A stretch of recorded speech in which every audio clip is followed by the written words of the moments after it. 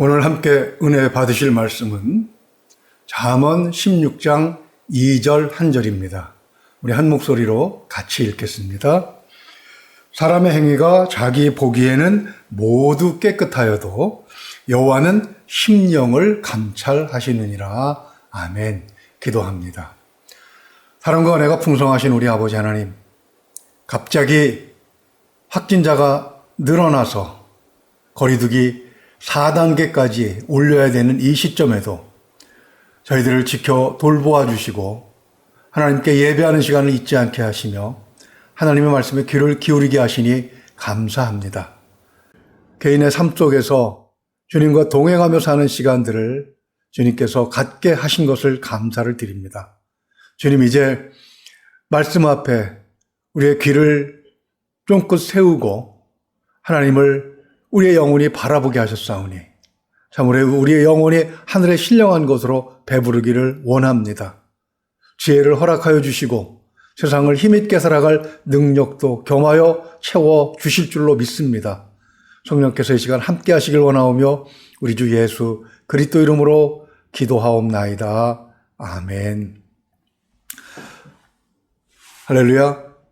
내일부터 수도권 거리두기 4단계가 실시될 예정이라고 합니다. 2주간 시행된다고 하는데 하반기 백신이 7월 말에 들어온다고 하니까 더 길어지지 않을까 싶기도 합니다. 백신 접종자도 예외 없이 참여해야 하기 때문에 새벽 기도는 내일까지 모임을 갖고 시청에 문의해 본 뒤에 지속 여부를 결정해야 할 것 같습니다. 코로나19가 이렇게 길어지는 것을 보면서 우리가 많은 것을 알고 있는 것 같지만 정말 중요한 것은 아직 모르고 있는 것이 아닌가 그런 생각을 해보게 됩니다. 과학 관련 칼럼을 찾아 읽다가 더 사이언스 타임스지라는 인터넷 신문에서 재미있는 이야기를 하나 읽었습니다. 과학을 하려는 학생들이 어떤 용어에 대해서 다 알고 있음에도 불구하고 그러나 정확히 알고 있는 경우는 많지가 않다는 것입니다. 한국과학문화재단 객원석자연구원이라는 긴 이름의 직책을 가진 정일화라고 하는 분이 쓰신 글이었는데요.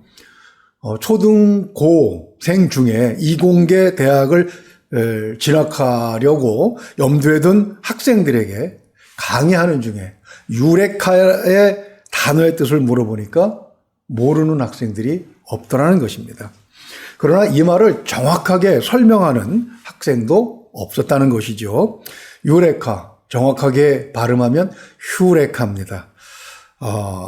이 말은 성경에서 찾다라는 뜻으로 쓰이는 휴리스코의 완료형입니다. 그러니까 찾았다라는 뜻이죠. 이 말이 유명해진 것은 고대 그리스 시칠리아 섬의 철학자이자 수학자이며 물리학자인 아르키메데스 때문입니다. 그는 시라쿠스 왕 히에로 2세로부터 왕관이 정말 순금으로 만들어졌는지 아니면 소문대로 악한 수공업자가 은을 섞었는지를 확인해 달라는 그런 명령을 받습니다. 고민을 거듭하던 아르키메데스는 목욕탕에서 그 방법을 발견하고 유레카라고 소리를 친 것이죠. 똑같은 무게의 금과 은을 물에 넣으면 넘치는 물의 양이 다르다는 것을 알게 된 것입니다. 즉 무게가 같더라도 부피가 다르다는 것을 알게 된 것이지요. 왕이 내준 숙제를 할 수 있게 된 것이 기뻐서였을까요? 그는 벌거벗은 채로 집 바깥으로 뛰쳐나가 유레카 유레카 하면서 소리치고 여기저기를 뛰어다녔다고 합니다. 아르키메데스가 이 원리를 발견한 것이 주님 오시기 200여 년 전입니다. 그런데 성경은요, 이미 그 훨씬 앞선 시대에 이 원리보다 더 고차원적인 것을 말씀하고 있습니다. 오늘 본문을 우리 다시 한번 읽어볼까요? 사람의 행위가 자기 보기에는 모두 깨끗하여도 여호와는 심령을 감찰하시느니라. 아멘. 이 말씀 중에서 감찰하신다는 단어는 원래 히브리어로 저울을 달다라는 뜻입니다. 고대 저울은 평형저울이었죠. 10길 물속은 알아도 한 길 사람 속은 모른다는 속담이 있죠. 하나님께서는 인간이 서로 다른 물질의 무게의 차이를 알기 전에 이미 사람의 영혼까지 저울에 달아보셨다는 것입니다. 그렇다면 왜 하나님께서는 인간의 영혼의 무게를 측정하시는 것이겠습니까? 우리의 심령을 감찰하시는 이유를 알기 위해서 우린 첫 번째, 아는 것과 모르는 것의 차이가 있기 때문이라는 사실을 우리는 먼저 생각을 해봐야 합니다. 아르키메데스는 이 발견에서 부력의 공식을 만들어냅니다. 이 공식을 이용해서 서양인들은 일찌감치 쇠로 배를 만드는 법을 알게 되었죠. 자, 그렇다면 동양인들은 언제 이 공식을 알게 되었을까요? 미국의 해군 제독 매추 페리가 쇠로 만든 군함 8척을 이끌고 일본 동경 앞바다에 나타난 게 1853년입니다. 에도 시대를 이끌던 일본의 막부는 원래 조선처럼 쇄국 정책을 고수하고 있었지만 쇠로 만든 배가 물 위에 뜨는 것을 보고 놀란 나머지 미국과 통상조약을 맺으면서 나라의 문을 활짝 열어 제낍니다. 그리고 미친 듯이 서양의 과학을 배워와요. 물질의 원리를 배워 알게 된 지 불과 30년 만에 일본은 쇠로 만든 군함을 만들게 됩니다. 그리고 그렇게 세계가 인정하는 해양 대국으로 떠오르게 되죠. 이때 우리 조선은 그럼 무엇을 하고 있었을까요? 다 잘 아시는 것처럼 오히려 더 단단하게 나라의 빗장을 걸어 잠그고 있었습니다. 그 안에서 양반, 상놈 찾으면서 양반들끼리도 네 가문이 잘났니? 내 가문이 잘났니? 그러면서 도토리 키재기를 하고 있었죠. 그러다가 1910년 일본에게 침략을 당하고 총 한 발 쏴보지 못하고 주권을 빼앗기게 됩니다. 아는 것과 모르는 것의 차이는 이렇게 크다는 것이죠. 시시때때로 조선 해안에 몰래 침투해서 해적질과 약탈이나 해먹던 일본이 안다는 것 하나 때문에 불과 30년 만에 조선을 상국이었던 나라를 식민지로 삼아 버린 것입니다. 하나님께서 왜 사람의 영혼을 감찰, 즉 무게를 달아 보시는 것이겠습니까? 영혼의 상태를 아는 것과 모르는 것의 차이가 크기 때문입니다. 사람의 영혼이 다 똑같은 것 같아도 재질이 다르고 그 재질의 차이에 따라 무게가 다릅니다. 주님께서는 계시록 3장 18절에서 사도 요한을 통해 라오디게아 교회에게 이렇게 말씀하셨죠. 내가 너를 원하노니 내게서 불로 연단한 금을 사서 부요하게 하고 흰 옷을 사서 입어 벌거벗은 수치를 보이지 않게 하고 안약을 사서 눈에 발라 보게 하라. 불로 금을 연단하는 이유는 불순물을 빼내고 순금을 얻기 위한 것이죠. 사람이 자기의 영혼이 어떤 상태인지를 모르면 수치를 당하게 되어 있습니다. 옛날 신파 드라마에 자주 등장하던 소재죠. 부잣집에서 귀하게 자란 예쁜 교수가 건달에게 속아서 결혼하는 그런 내용입니다. 건달은 예물로 가짜 다이아몬드 반지를 끼워주죠. 남편이 건달이니 집안 형편은 곧 어려워졌겠지요. 그렇게 생활고에 견디다 못한 아내는 결혼 반지를 들고 전당포로 갑니다. 진실을 알게 된 아내는 수치스러워서 누구에게 말도 못하고 끙끙 혼자서 앓게 되고 거기서 또 복잡한 사건이 일어난 그런 내용입니다. 주님께서 기회를 주십니다. 내 상태를 알고 불순물을 빼내고 순금 상태로 하나님 앞에 가라는 것이지요. 모르고 그냥 그 상태로 하나님의 심판대에 서게 되면 연단할 기회조차 없으니 하나님의 심판대 앞에서 수치를 당할 수밖에 없다는 것입니다. 하나님은 우리의 상태, 우리의 영혼의 상태를 알게 하시려고 많은 방법들을 동원하셨어요. 방법 중에 하나를 소개하면 사무엘상 15장을 들 수가 있을 것입니다. 왕이 된 사울에게 하나님은 원수 아말렉을 쳐서 물리치라고 명령하십니다. 하나님께서 승리를 보장해 주셨어요. 그런데 사무엘상 15장 3절을 보면 조건을 하나 붙이십니다. 지금 가서 아말렉을 쳐서 그들의 모든 소유를 남기지 말고 진멸하되 남녀와 소아와 젖 먹는 아이와 우양과 낙타와 나귀를 죽이라 하셨나이다 하니 아멘. 사울은 불순종합니다.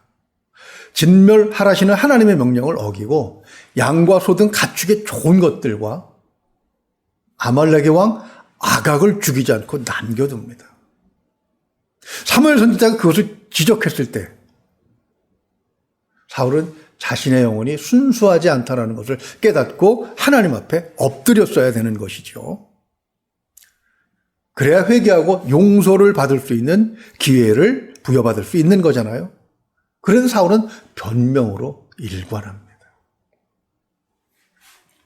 그렇게 영혼에 섞인 불순물을 제거할 기회를 놓친 사울은 결국 왕위를 후손에게 물려주지 못하고 다윗에게 빼앗기게 됩니다. 자, 그렇다면 다윗은 처음부터 순수한 영혼이었을까요? 그렇습니다. 하나님께서 사울을 대신해서 왕이 될 자를 찾으러 이새의 집으로 가게 하십니다. 사무엘상 16장 6절을 보면 이새의 장남 엘리압을 보고 홀딱 반하지요. 여호와의 기름 부으실 자가 과연 주님 앞에 있도다 라며 엘리압의 외모에 감탄을 합니다. 그러나 하나님께서는 사무엘의 생각에 동의하지 않으셨어요. 7절에서 그 이유를 이렇게 말씀하십니다. 여호와께서 사무엘에게 이르시되 그의 용모와 키를 보지 말라. 내가 이미 그를 버렸노라. 내가 보는 것은 사람과 같지 아니하니 사람은 외모를 보거니와 나 여호와는 중심을 보느니라 하시더라. 아멘. 다윗은 가족이 귀한 손님이 오시면 내 보이기를 꺼려하던 그런 천덕꾸러기였습니다. 겉보기 허술하고 못나 보였다는 것이죠. 그렇지만 그의 영혼은 하나님께서 측정하셨을 때 순금과 같은 그런 순수함이 있었다는 것입니다. 그런 그도 시험을 받습니다. 사무엘하 11장을 보게 되면 왕이 되어 편안해진 다윗이 그만 엄청난 실수를 범하고 말죠. 충성스러운 부하 우리아의 아내를 범한 것입니다. 가늠보다 더 심각한 것은 그 죄를 숨기려고 부하 우리아를 죽는 자리로 내몰았다는 것입니다. 하나님께서는 나단 선지자를 보내셔서 그의 영혼이 어떤 상태인지를 보게 하셨어요. 고생이 끝나고 왕이 되어서 호사스럽게 생활한 것이 그의 순수한 영혼에 불순물이 잔뜩 섞이게 한 것을 그가 본 것이지요. 다윗은 자신의 영혼이 얼마나 더럽혀졌는지를 깨닫는 순간 12장 13절을 보면 하나님 앞에 이렇게 납작 엎드립니다. 다윗이 나단에게 이르되 내가 여호와께 죄를 범하였노라 하매 나단이 다윗에게 말하되 여호와께서도 당신의 죄를 사하셨나니 당신이 죽지 아니하려니와. 아는 것과 모르는 것의 차이는 영적인 일에서도 이렇게 큰 차이를 보입니다. 사울은 진실을 외면하고 자기 때에서 왕권이 끊기게 되지만 다윗의 왕관은 예수 그리스도에게로 이어져서 영원해진 것입니다. 악화가 양화를 구축한다는 말이 있습니다. 16세기 유럽에서는 은이 화폐로 쓰였지요. 액면의 가치와 화폐 실질 가치가 동일했습니다. 10,000원짜리 은화는 10,000원어치의 은으로 만들어졌다는 것이죠. 그런데 정부에서 재정 부담을 줄이기 위해 은화를 주조할 때에 불순물을 섞었던 거예요. 액면가는 1만 원으로 되어 있는데 은은 5,000원어치만 섞은 것입니다. 당시 영국 엘리자베스 1세의 재정 고문으로 있던 토마스 그레샴은 정부가 이렇게 불순물이 섞인 화폐를 유통할 경우 순수한 은화는 다 사라지고 불량 화폐만 유통되게 될 것이라고 왕에게 조언합니다. 시장이 어지러워진다는 것이죠. 아르키메데스가 말한 것처럼 서로 다른 물질은 각각 밀도가 달라서 같은 불빛일 때 무게가 다르다는 사실을 16세기 유럽 사람들은 이미 알고 있었어요.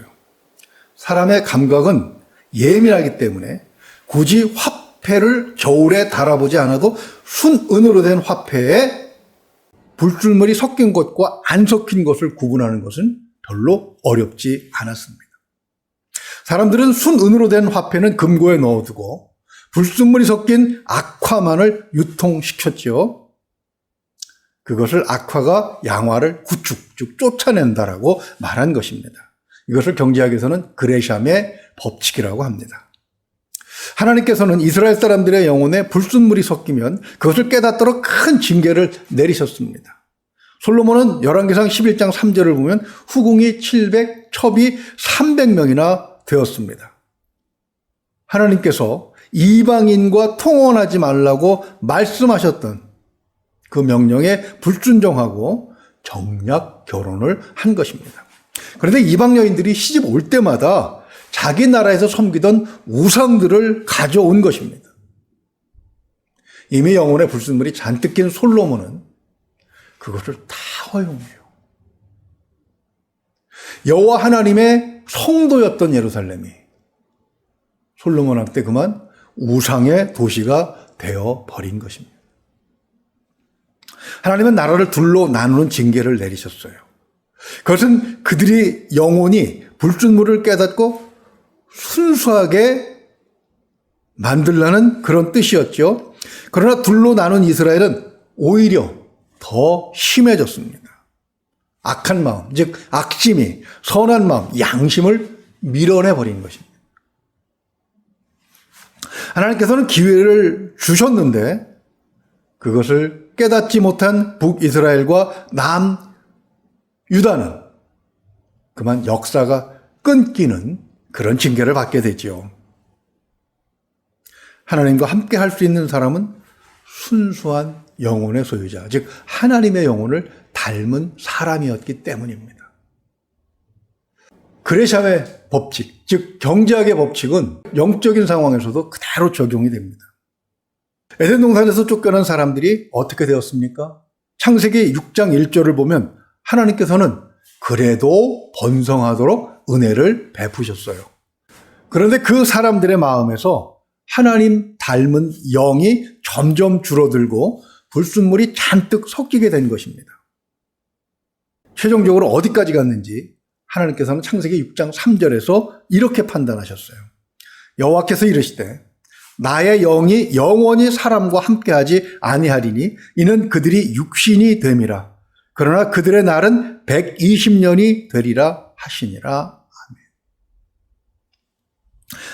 악심이, 즉 악한 마음이 양심, 선한 마음을 가진 사람들을 다 몰아냈다는 것입니다. 개인적으로도 그렇습니다. 악한 마음이 들어왔을 때 내 마음에 남아있던 양심, 선한 마음들이 다 소멸되었다는 것입니다. 하나님의 아들들이 완전히 세속화되어 버린 것이죠. 하나님 닮음이 조금도 남아있지 않은 상태까지 이르렀다는 것인데 그것은 결국 대홍수를 자초할 수밖에 없었던 것입니다. 오직 한 사람, 노아만 순수한 영혼으로 남아 있었어요. 9절에서는 그를 이렇게 표현합니다. 이것이 노아의 족본이라 노아는 의인이요 당대의 완전한 자라 그는 하나님과 동행하였으며 아멘. 그 차이가 무엇입니까? 노아와 그 가족만 남고 모든 사람이 다 홍수에 휩쓸려가 소멸되어 버렸죠. 하나님께서는 이렇게 항상 순수한 영혼을 찾으십니다. 아브라함도 그런 사람 중에 하나였죠. 하나님께서는 아브라함에게 그의 후손들이 가나안 땅의 원주민들을 몰아내고 이 땅을 차지하게 될 것이라고 약속을 해주셨습니다. 그러나 당장은 아니라고 하셨어요. 그 이유를 창세기 15장 16절에서는 이렇게 말씀하십니다. 네 자손은 4대 만에 이 땅으로 돌아오리니 이는 아모리 족속의 죄악이 아직 가득 차지 아니함이니라 하시더니 아멘. 이 창세기 15장 16절을 자세히 한번 뜯어보십시오. 아브라함 시대에는 가나안 땅의 사람들이 다 그렇게 죄악에 완전히 물들어 있었던 것은 아니라는 것을 알게 됩니다. 창세기 14장 18절을 보게 되면 선한 왕도 있었어요. 살렘 왕 멜기세덱이 떡과 포도주를 가지고 나왔으니 그는 지극히 높으신 하나님의 제사장이었더라. 아멘. 그런데 불과 4세대 만에 악한 마음, 악심을 가진 사람들이 그 땅을 차지하고 선한 마음, 양심을 가진 사람들을 다 몰아냈다는 것입니다. 하나님께서는 악심을 가진 사람들로 가나안 땅이 채워졌을 때 그들을 다 몰아내시고 이스라엘 족속에게 그 땅의 운영권을 맡기셨던 것이죠. 세례 요한은 마태복음 3장 12절에서 그러한 일들이 종말에도 똑같이 나타나게 될 것이라고 이렇게 말씀을 합니다. 손에 키를 들고 자기의 타작마당을 정하게 하사 알곡은 모아 곡간에 들이고 쭉정이는 꺼지지 않는 불에 태우시리라. 아멘. 하나님께서는 우리의 영혼의 무게를 측정하십니다. 노아 시대나 아브라함 시대를 살던 가나안 사람들의 영혼을 측정하신 하나님께서 가나안 땅을 차지한 이스라엘 사람들의 영혼도 또한 측정하셨어요. 마찬가지로 오늘 우리의 영혼도 저울에 달아서 무게를 재어보고 계신다는 것입니다. 아르키메데스가 왕관을 들고 고심했던 이유가 무엇입니까? 왕이 맡긴 고귀한 물건이었기 때문이죠. 하나님께서 우리의 영혼을 달아보시는 것은 우리들 한 사람 한 사람의 영혼이 무엇보다도 귀하기 때문입니다.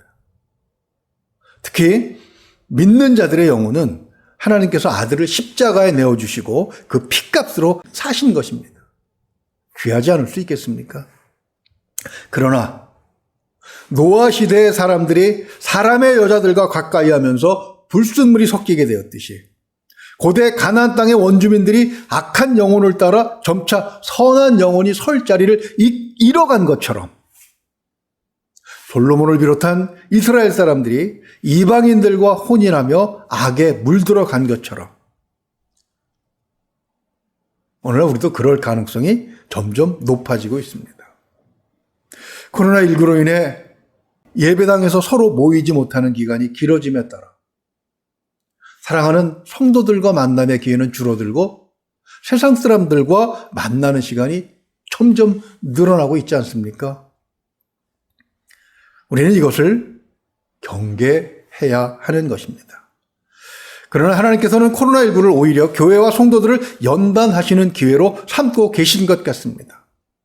일주일에 한 번씩 참석하던 예배마저 참석할 수 없게 된 상황은 마치 유다가 바벨론에 끌려가서 성전 제사를 드릴 수 없게 된 것과 같지 않습니까? 이사야 선지자는 28장 5절에서 그 결과를 이렇게 예언했습니다. 그날에 만군의 여호와께서 자기 남은 자에게 영화로운 면류관이 되시며 아름다운 화관이 되실 것이라. 아멘. 남는 자에게는, 순수한 영혼을 간직한 자들에게는, 하나님 닮은 예수 그리스도를 가슴에 새긴 자들에게는 하나님께서 영광의 면류관을 덮어주시고 아름다운 꽃다발로 영접하신다는 것입니다. 다시 한번 오늘 본문 말씀을 함께 읽어볼까요? 사람의 행위가 자기 보기에는 모두 깨끗하여도 여호와는 심령을 감찰하시느니라. 아멘. 내 시각과 내 판단으로는 정확하게 나를 알기 어렵습니다. 하나님께서 사용하시는 저울 위에서만 내 영혼의 순도를 정확하게 파악할 수 있다는 것이죠. 하나님께서는 노아나 아브라함 그리고 다윗과 같은 알곡만을 창고에 넣으십니다. 그런 자들만이 영광의 면류관을 쓰고 꽃다발을 받을 자격이 있기 때문입니다. 주님은 요한복음 15장 22절에서 이렇게 말씀하셨어요. 내가 와서 그들에게 말하지 아니하였더라면 죄가 없었으려니와 지금은 그 죄를 핑계할 수 없느니라. 바쁠수록 큐티를 거르지 마시기 바랍니다. 기독교 방송을 틀어놓으면 하루 종일 좋은 말씀들이 쉬지 않고 선포되고 있습니다. 유튜브 설교를 보실 때는 조금 조심하시기 바랍니다. 혹여 듣고 싶은 분의 메시지가 있다면 꼭 저에게 문의를 좀 해주시기 바랍니다. 저도 가능한 한 쉬지 않고 새벽 설교 영상을 편집해서 올려놓으려고 합니다. 코로나19로 인해 오히려 불순물이 잔뜩 섞인 영혼들과 차별된 우리가 되기를 소망합니다. 그 뒤와 계속 하나님의 말씀 앞에 서는 것, 그것이 우리의 순수함을 지켜줄 수 있을 것입니다. 하나님은 우리의 중심을 보십니다. 하나님께서 예수님 닮은 순수한 영혼으로 남은 자들에게 씌워주시는 영광의 면류관을 모두 받아 쓰는 우리가 될 수 있기를 주님의 이름으로 축원을 드립니다. 기도하겠습니다. 은혜로우신 우리 아버지 하나님, 점점 사랑하는 주의 성도들이 함께 모이는 시간이 멀어지고 있습니다. 이제 거리두기 4단계가 실시되고 2주간이나 계속되고 나면 하나님 그것으로 끝나면 좋겠는데 얼마나 더 길어질지 알 수 없습니다. 주님, 세상 일도 많은 사람들이 타격을 받을 것입니다. 그리고 집에만 갇혀 있어야 하는 우리 어린 아이들도 여러 가지로 어려움 속에 있을 것입니다. 하나님, 그러나 하나님을 바라보며 예수 그리스도의 말씀을 의지하며 하나님께서 주시는 은혜와 능력으로 이 기간을 잘 넘길 수 있기를 바라고 원합니다. 성령께서 우리와 함께 하여 주시고 하나님께서 늘 바라보면서 기뻐하시는 그런 순수한 영혼으로 살아갈 수 있도록 하나님 우리에게 끊임없이 가르침을 허락하여 주시옵소서. 삶의 모든 영역에서 하나님의 보험의 손길을 깨닫기를 소망합니다. 어려울 때 세상을 먼저 바라보지 않고 하나님을 먼저 바라볼 수 있는 지혜를 허락하여 주시옵소서. 세상의 방법보다 하나님의 방법을 먼저 추구하는 귀한 성도들이 되기를 소망합니다. 하나님, 어려울 때일수록 더욱더 하나님 앞에 친밀히 다가가는 지혜로운 우리가 될 수 있도록 붙들어 주시옵소서. 육신의 질병으로 인하여 고통당하는 성도들이 있다면 하나님, 치유의 손길로 어루만져 주시기를 원합니다. 오랜 코로나19로 인해 마음의 상처가 심해진 성도가 있다면 하나님, 따뜻한 위로의 말씀으로 그 마음의 상처를 어루만져 주시옵소서. 혹여 경제적으로, 물질적으로 어려운 성도가 있다면 하나님, 실질적인 도움의 손길이 하나님으로부터 주어지기를 소망합니다. 모두가 이 어려움들을 하나님의 은혜로 이기게 하시며 예수 그리스도의 이름으로 받는 영광의 면류관을 쓰는 그날까지 승리하는 그런 성도가 될 수 있도록 하나님 우리를 돌아보아 주시옵소서. 각 가정마다 하나님께서 사랑으로 묶어주시기를 원합니다. 평화로 지켜주시기를 소망합니다. 각 직장마다, 사업체마다 하나님께서 능력으로 그 일들을 감당할 수 있게 하시기를 원합니다.